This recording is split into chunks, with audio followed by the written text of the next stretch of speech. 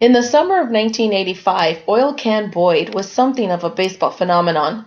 He wasn't a rookie since he had pitched too many innings in both 1983 and 1984 to still meet those first-year qualifications. And he wasn't the best pitcher in the American League. That was Bret Saberhagen, or Ron Guidry, or Dave Stieb, or maybe even Charlie Leibrandt.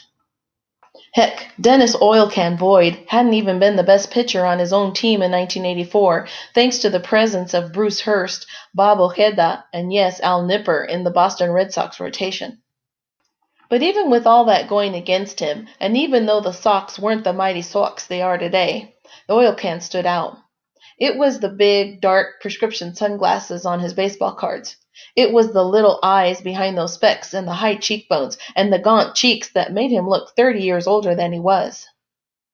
It was the high leg kick and the launching angle of his delivery, and how did he ever keep the ball from sailing into space? It was the bristling energy and the fist-pumping excitement he brought to the mound every time he took the bump. And of course, it was his presence in those 1985 baseball card sets, the ones that flooded the market with rookie cards and frothed collectors with the visions of greatness that might lie around the corner.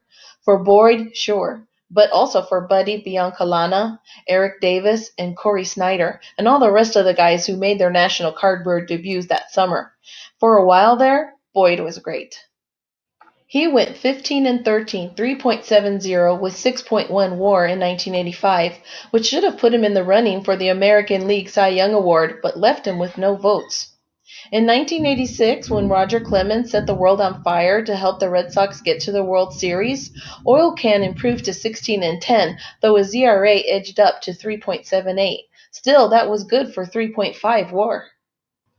We knew even then that our limelight time with this character was limited, though.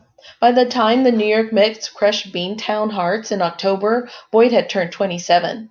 Even though he was still considered to have potential, he was a late bloomer in baseball terms. So alas, injuries, blood clots, and maybe other factors conspired to limit Oil Can to just 30 starts combined in 1987 and 1988, and collectors had largely forgotten his cards by the spring of 1989. We certainly had no reason to chase new cardboard as the season dawned in the last year of the decade.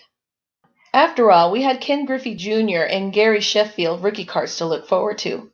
And it didn't take long for Billy Ripken, bat knob vulgarity, to steal every hobby headline and catapult 1989 Fleer to the top of the phenomenon list. But as it turns out, that old Oil Can Boyd wasn't quite done with us, the fans and the hobby, because just when we had put him out of our minds, he winked at us from inside a Fleer wax pack. There, on card number 82 of the 1989 Fleer set, Oil Can bursts from the striad gray and white stripe borders to remind us just how exciting baseball can be, how exciting baseball cards can be, and how exciting Oil Can Boyd once was. He may never have regained his early form, and it certainly didn't seem right to see him wind down his career with the Montreal Expos and the Texas Rangers. But Boyd did manage to go 13-8 with a 3.28 ERA in 1989 and 1990 combined. In case you didn't notice, he kicked off that mini revival by scoring the best baseball card in the 1989 Fleer set. You can look it up. Like our video? Then like our videos and subscribe to our channel. waxpackgods.com